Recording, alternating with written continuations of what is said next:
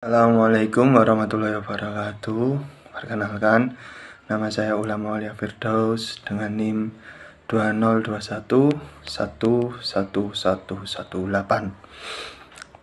Di sini saya akan menjelaskan tentang sejarah hukum Islam dalam pandangan pakar hukum Islam. Konsepsi formal substantif hukum Islam. Konsep Islam yang dimaksud dalam konsep-konsep yang berasal dari sumber hukum Islam, yaitu Al-Quran, Al-Hadis, dan Ijtihad.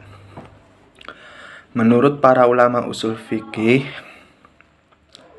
seperti yang dikemukakan oleh Asy-Syairazi dalam Al-Lumah, fikih adalah pengetahuan tentang hukum syara yang digali dengan jalan ijtihad.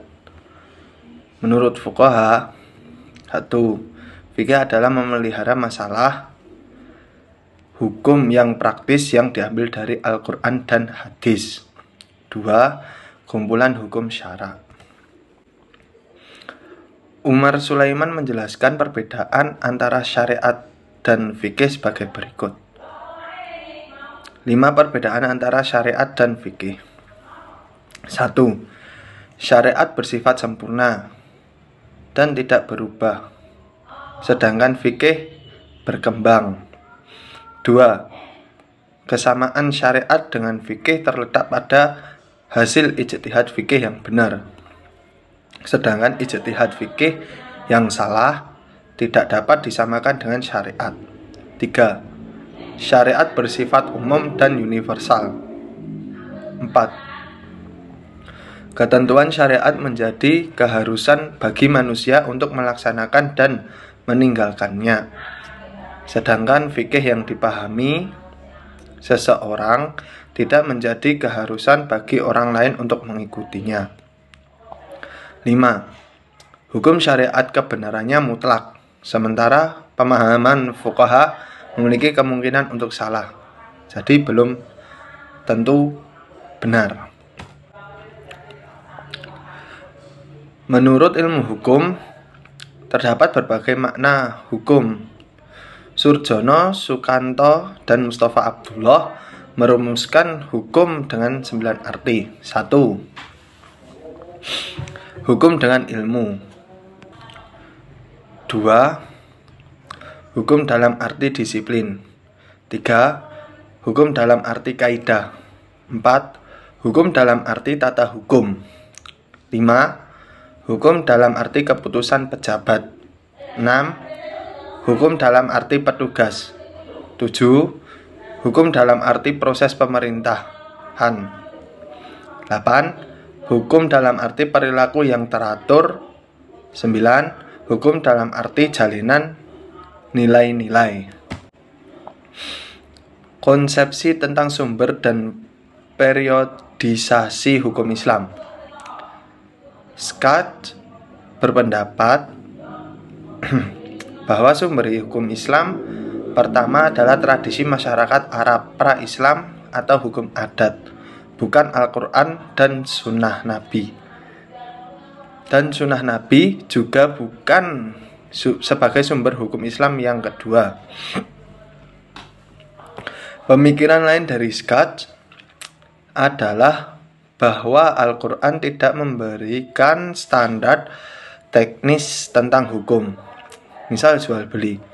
Al-Quran hanya memberikan prinsip antardim, dan kata ini menurut Scott masih bersifat normatif. Tidak ada ukuran yang jelas tentang teknis transaksi yang dilakukan. Konsepsi metode penggalian hukum Islam. Juhaya S. Praja menjelaskan bahwa karena hukum Islam berdimensi uluhiyah, dalam arti ia adalah bagian dari agama, paling tidak ada 4 pendekatan yang harus digunakan dalam penelitian tersebut. Pendekatan yang pertama adalah pendekatan teologi, yang kedua filsafat, yang ketiga sejarah, Dan yang keempat, ilmu-ilmu sosial. Dengan demikian, filsafat hukum memiliki objek baik teoretis maupun praktis. Objek teoretis filsafat hukum Islam adalah objek kajian yang merupakan teori-teori hukum Islam, meliputi 1. Prinsip-prinsip hukum Islam. 2. Dasar-dasar dan sumber hukum Islam. 3. Tujuan hukum Islam. 4.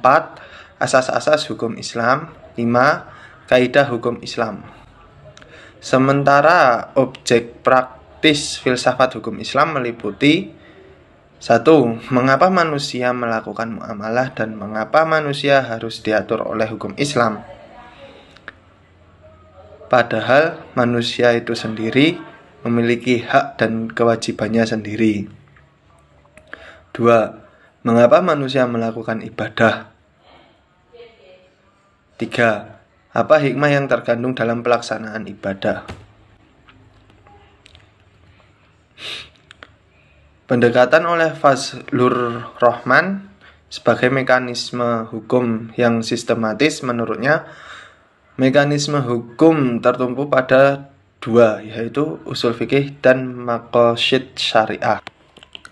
Analisis tersebut dalam perspektif sosiologi hukum dalam pandangan Fr. Ankersmit tidak benar karena didasarkan pada bahwa tugas seorang peneliti sosiologi adalah memperoleh wawasan mengenai interaksi orang per orang yang mewujudkan suatu pola jaringan masyarakat, bagaimana itu dilembagakan dan mengalami perubahan dalam bahasa Raharjo. Sosiologi hukum bertujuan memberikan penjelasan terhadap praktik-praktik hukum, menguji kesahihan empiris dari suatu peraturan atau pernyataan hukum, dan sosiologis hukum tidak melakukan penilaian terhadap hukum. Oleh karena itu, menurut penulis, memahami hukum Islam tidak hanya bisa didekati dengan 2 pendekatan sebagai mana dilakukan oleh Schacht, yakni pendekatan sejarah dan ilmu-ilmu sosial dalam hal ini. Sosiologi hukum tetapi perlu pendekatan yang komprehensif yang melibatkan semua pendekatan seperti pendekatan teologi, filsafat, sejarah, dan ilmu-ilmu sosial.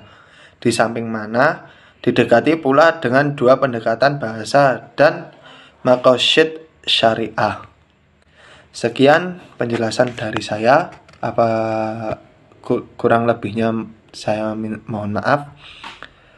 Assalamualaikum warahmatullahi wabarakatuh.